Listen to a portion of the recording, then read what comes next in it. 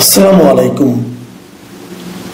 প্রিয় দর্শক, ডাকসু নির্বাচনের ফলাফল এসে গেছে। একদম অ্যাকুরেট ফিগারটা আমরা জানতে পেরেছি এটা বলবো না, কিন্তু সারা রাত ধরে ভোট গণনা হয়েছে, এক একটা কেন্দ্রের ফলাফল প্রকাশিত হয়েছে, কিন্তু তারপরেও পুরো রাত জুড়ে আমি ভোর 5টা পর্যন্ত যে খবরটা পেয়েছি তখন পর্যন্ত পুরো ফল পাওয়া যায়নি। তবে ফল না পাওয়া গেলেও ধারাটা বুঝাই গেছে, কারণ ভোটের পার্থক্য এত বেশি যে সেটাকে কভার করা আসলে প্র্যাকটিক্যালি আর সম্ভব না। 8টা কেন্দ্রে ভোট হয়েছে। এই 8টা কেন্দ্রের মধ্যে যেমন কার্জন হল কেন্দ্র, শারীরিক শিক্ষা কেন্দ্র, টিএসসি কেন্দ্র, ভূতত্ত্ব বিভাগ কেন্দ্র, ইউলেব স্কুল অ্যান্ড কলেজ কেন্দ্র, এই 5টা কেন্দ্রের মধ্যে 8টার মধ্যে এই 5টা কেন্দ্রের মধ্যে মোটামুটি ফল পাওয়া গেছে। আর অন্য 3টা ফল আসছে। এটা হলো সিনেট ভবন কেন্দ্র, উদয়ন স্কুল অ্যান্ড কলেজ কেন্দ্র এবং ঢাকা বিশ্ববিদ্যালয় ক্লাব কেন্দ্র। এগুলো ফল হয়তো কিছুক্ষণের মধ্যে পাওয়া যাবে, কিন্তু আমি যখন এই রেকর্ডিংটা করছি তখন পর্যন্ত পূর্ণাঙ্গ ফল পাইনি। আমি বিভিন্ন মিডিয়া থেকে সংগ্রহ করেছি, কিন্তু পূর্ণাঙ্গ ফল আমি সম্পূর্ণ পাইনি। কিন্তু না, এখন আর অপেক্ষা করার কোনো প্রয়োজন নেই, কারণ বোঝাই যাচ্ছে যে শিবির সমর্থিত যে প্যানেল, তারা পুরো প্যানেল জুড়ে তাদের একটা জয় জয়কার আমি দেখতে পাচ্ছি। আমি খালি এই 5টা কেন্দ্রের কথা বলি, তাহলে বুঝতে পারবেন ডিফারেন্সটা কত। যেমন ভিপি পদে শিবিরের প্রার্থী যে সাদিক কায়েম, তিনি পেয়েছেন 7,516 ভোট, আর ছাত্রদল সমর্থিত প্যানেলের আবিদুল ইসলাম পেয়েছেন 3,653 ভোট। আবার জিএস পদে শিবিরের এস এম ফরহাদ পেয়েছেন 5,638 ভোট, আর তার সঙ্গে প্রতিদ্বন্দ্বিতা আছেন প্রতিরোধ পরিষদের মেঘ মল্লার বসু, তিনি পেয়েছেন 3,465 ভোট। মানে ব্যবধানটা এত বেশি যে বোঝাই যাচ্ছে যে শিবির সমর্থিত প্যানেলই জয়লাভ করতে যাচ্ছে ডাকসুতে। এখন এটা মানে ফিগার নিয়ে আলোচনা করা যেতে পারে, কিন্তু সেটা পরে না হয় আমরা করবো। কিন্তু তার আগে আমি এই যে ফলাফলটা এটা একটু বিশ্লেষণ করতে চাই যে কেন এমন হলো।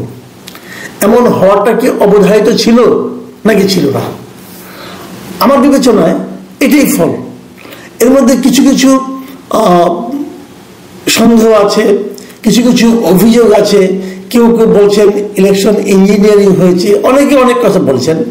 এটা হয় বাংলাদেশের ইতিহাসে, আমি দেখেছি অতীতে 2 তাকাই জাতীয় নির্বাচনেও যারা হেরে যান তারা নানা ধরনের অভিযোগ কিন্তু করতেই থাকেন। আর একটা বড় নির্বাচন, যে নির্বাচনে অনেক অনেক প্রার্থী থাকে, অনেক অনেক ভোটার থাকে, অনেকগুলো কেন্দ্র থাকে, সেখানে কিন্তু এ ধরনের অভিযোগ 2-একটা আশাই স্বাভাবিক। অনেক উদাহরণ দিয়ে বলে না যে আপনি যত সতর্কই হন, ভাত যখন খেতে বসবেন 2-একটা ভাত কিন্তু প্লেটের আশেপাশে পড়ে যাবে, কিন্তু সেই 2-একটা পড়ে যাওয়াটাকে কিন্তু পুরা খাওয়ার যে স্টাইল, যে প্র্যাকটিস, সেটাকে কিন্তু আপনি নির্ধারণ করতে পারবেন না। এখানেও তাই হয়েছে। এখানেও নানা ধরনের অভিযোগ তো আছে, কিন্তু বাস্তবতা হলো, এবং যেটা নাকি আপনাকে মানতেই হবে, তাই হলো শিবির প্যানেলের ভূমিধস জয়। এখন প্রশ্ন উঠতে পারে, এই ছাত্র শিবির একদিন কোথায় ছিল? দেখুন, আমি যখন ঢাকা ইউনিভার্সিটিতে পড়েছি, আমি নিজে অনেকগুলো, আমি খুব ভাগ্যবান বলবো, আমি 4টা ডাকসু নির্বাচনে আমি কিন্তু ভোট দিতে পেরেছি। 4টা, এটি রিয়েলিটি পেয়েছি, কারণ ওই সময়টাতে ডাকসু নির্বাচন নিয়মিত হতো। তো আমি তখন যখন ছিলাম, আমরা তখন কিন্তু ঢাকা বিশ্ববিদ্যালয়ে শিবির ছিল না, এবং শিবিরকে প্রায় নিষিদ্ধের মতো করে রাখা হয়েছিল। মানে শিবির ছিল, কিন্তু তারা প্রকাশ্যে খুব একটা সক্রিয় থাকতে পারতো না। শেষ দিকে তো একদমই ছিল না, শুরুতে কিছু কিছু ছিল, শেষ দিকে একদমই ছিল না। তো এত বছর, প্রায় 3 দশকেরও বেশি সময় একটা ছাত্র সংগঠন প্রকাশ্যে ঢাকা ইউনিভার্সিটিতে রাজনীতি করতে পারতো না। তারপর গত বছর 2024 আওয়ামী লীগের পতনের পর এই দলটা প্রকাশ্যে এলো, এসেই প্রথমবারে এরকম ভূমিধস জয়। কারণটা কি? এই কারণটা কিন্তু খুব গুরুত্বপূর্ণ, আমাদের শিবিরের জন্য গুরুত্বপূর্ণ, যারা শিবিরের বাইরে আছেন তাদের জন্য গুরুত্বপূর্ণ। এই যে ছাত্র সংগঠনগুলো, এদের প্রত্যেকেরই কিন্তু একটা রাজনৈতিক দলের সঙ্গে সম্পৃক্ততা আছে। শিবিরের সম্পৃক্ততা জামাতের সঙ্গে, ছাত্র দলের সম্পৃক্ততা বিএনপির সঙ্গে, বাম সংগঠনগুলো ছোট ছোট সংগঠনের এক এক দলের সঙ্গে তাদের একটা সম্পৃক্ততা কিন্তু আছে। এখন এই যে রেজাল্ট, ডাকসু রেজাল্ট, এটা কি জাতীয় নির্বাচনের প্রভাব ফেলবে, অথবা জাতীয় নির্বাচনেও কি তাদের এমন অবস্থা বলে ধরে নিতে হবে? এই আলোচনাটা কিন্তু আগামী দিনগুলিতে আসবে।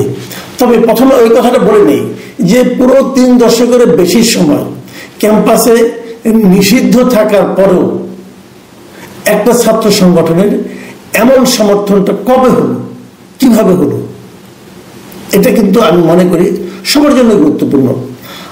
আমি যেটা বলবো, এটা কি ছাত্র শিবিরের সাফল্য নাকি অন্যদের ব্যর্থতা?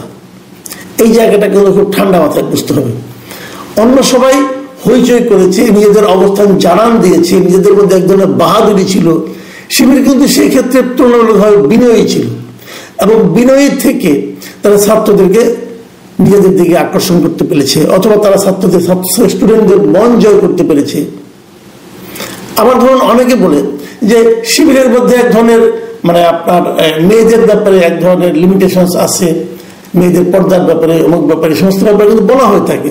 সেই বিবেচনায় অনেকে মনে করতো, অনেকে হিসাব করে দেখিয়ে দিত যে মেয়েদের হলে নাকি তাদের কোনো ভোট নাই।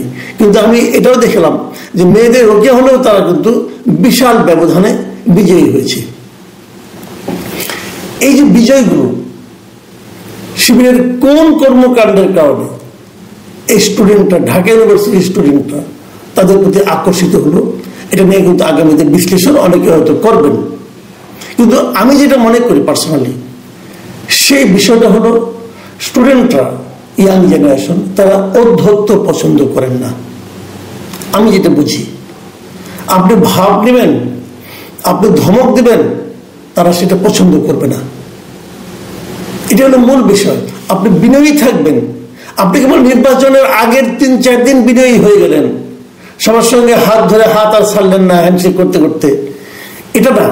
সারা বছর ধরে আপনাদের কি আচরণ, সারা বছর ধরে আপনারা ছাত্রদেরকে কিভাবে দেখছেন, তাদের সুবিধা অসুবিধাকে মূল্যায়ন করছেন কিনা, স্টুডেন্টরা এই জিনিসটা দেখতে চায়। এবং শিবির সাংগঠনিকভাবে হয়তো নামটা তাদের ছিল না, হয়তো নাম নিয়ে তারা সামনে আসতো না, কিন্তু শিবির যারা করতেন তারা তাদের কাজ দিয়ে, আচরণ দিয়ে এই স্টুডেন্টদের মন জয় করেছেন। ভোট তো আর কাউকে ঘাড়ে ধরে আদায় করে নাই। অনেকে বলছেন যে ভিসি শিবিরের সমর্থক, জামাতের সমর্থক, অনেকে বলেছেন, কিন্তু ভিসি যে প্রত্যেকটা স্টুডেন্টকে বলেছে তোমরা এখানে ভোট দাও, তা তো বলেনি। বুথের ভিতরে যখন তারা গিয়েছে তখন তারা প্রত্যেকটা স্টুডেন্ট স্বাধীন, তারা সিদ্ধান্ত নিয়েই গিয়েছে তারা কাকে ভোট দেবে।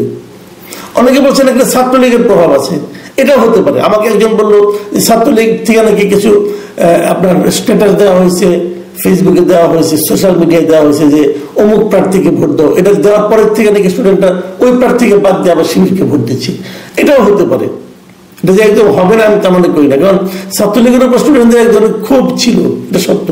আবার ছাত্রলীগের কিছু ভোট ছিল, তারাও তো কাউকে না কাউকে ভোট দিয়েছে। এইভাবেই জিনিসটাকে কিন্তু দেখতে হবে।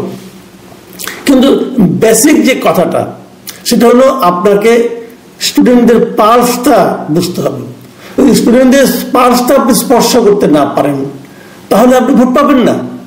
এবং অন্য যারা আছে, যাদেরকে আগে এতদিন বড় বড় নেতা মনে হতো, তারা যে আসলে বড় নন, আসলে তারা বড়র মতো দেখায় কিন্তু বড় নন, এই জিনিসটা কিন্তু এই নির্বাচনের মাধ্যমে প্রমাণ হয়ে গেছে। আমি জানতে চাই, আমি বলতে চাই যে জিনিসটা, যে আমাদের জাতীয় রাজনীতি যারা আছেন তাদেরকেও এই জিনিসটা মাথায় রাখতে হবে।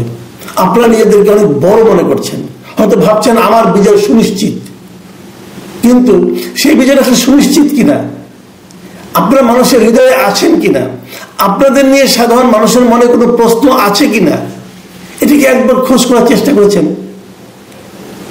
সমানিত ছিল, ঢাকা ইউনিভার্সিটি সবার জন্যই সমান ছিল। সেই সমান সুযোগটা আপনি নিতে পারলেন না কেন? একই সময়ে তাদের জন্য দিনে 24 ঘন্টা, আপনাদের জন্য দিনে 24 ঘন্টা ছিল। তারাও পড়াশোনা করেছে, আপনারাও পড়াশোনা করেছেন, তারা তো স্টুডেন্ট হিসেবে আপনাদের যে খারাপ না। কিন্তু তার মধ্যেও তারা কি এমন কাজ করলো যে কাজের জন্য তারা স্টুডেন্টদের মন জয় করতে পারলো। ভাববেন এদের কিন্তু ভয় দেখিয়ে কেউ ভোট দিতে পারেনি। এই স্টুডেন্টের মূর্খ নন, বোকা নন। ঢাকা ইউনিভার্সিটির স্টুডেন্টদের যদি আপনি বোকা বলেন তাহলে বাকি দেশকে কি বলবেন? এই ইউনিভার্সিটির স্টুডেন্টরা বুঝে শুনে তাদের ভোটটা দিয়েছে এবং এই ভোট দিতে কাউকে বাধা দেওয়া হয়েছে এমন কথাও কেউ বলেনি। যে ভোট দেয়নি সেও বুঝে শুনে ভোট দেয়নি। সবই ঠিক আছে, এটাই রায়। আমি ছাত্রদলের যে জিএস কেন্দ্রে তাকে দেখলাম সে স্টুডেন্টদের রায় মেনে নিয়েছেন। আমি মনে করি এটাও একটা স্পোর্টিং অ্যাটিটিউড, এটাই হওয়া উচিত। আপনারা পারেন নাই, এটাই বাস্তবতা। আপনারা স্টুডেন্টদের মনের মধ্যে ঢুকতে পারেন না, মন জয় করতে পারেন না, এটাই বাস্তবতা। এই বাস্তবতাকে মেনে নিতে হবে। সামনে জাতীয় নির্বাচনে কি হবে? অনেকে হয়তো বলবেন যে এই নির্বাচনে জাতীয় নির্বাচনে প্রভাব ফেলবে না, হতে পারে। আবার আমি যদি বলি এই স্টুডেন্টটা তো একটা উদাহরণ মাত্র, এবং সবচেয়ে সচেতন শ্রেণীর মধ্যে যদি এই মনোভাব হয় তো তার প্রভাব তো অন্যদের মধ্যে কিছুই পড়বে না, পড়বে। সেটাও কিন্তু সবাইকে মাথায় রাখতে হবে। একটাই অনুরোধ, অহংকার ছাড়ুন, দম্ভ ছাড়ুন, মানুষের কাছাকাছি যাওয়ার চেষ্টা করুন। পেয়ে গেছি, এই যে মনোভাবটা সব পেয়ে গেছি, আমি পেয়ে যাব, আর আমার কোনো কিছু দরকার নাই, মানুষের কাছে যাওয়ার দরকার নাই, আমি দূরে থেকে বসে হুকুম দেব সব হয়ে যাবে। ভাই, দুনিয়াটা এত সহজ না, আর ভোট বড় কঠিন জিনিস। প্রিয় দর্শক, এখন পর্যন্তই। আল্লাহ হাফেজ।